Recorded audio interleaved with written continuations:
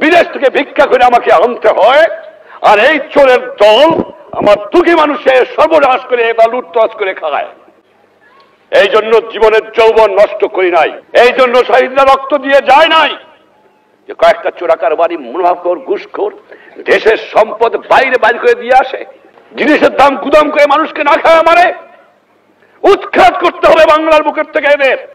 টাকা নাই, পয়সা নাই, চাল নাই, ডাল নাই, রাস্তা নাই, রেলওয়ে ভেঙে দিয়ে গেছে।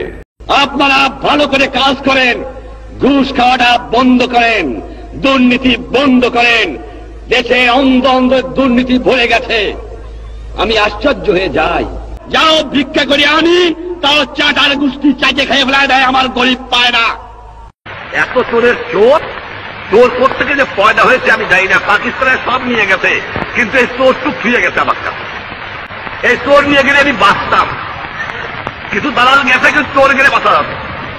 শতকরা 20 জন লোক শিক্ষিত, আমরা শতকরা 20 জন, তার মধ্যে শতকরা 5 জন লোক আমরা বলতে পারি আমরা শিক্ষিত।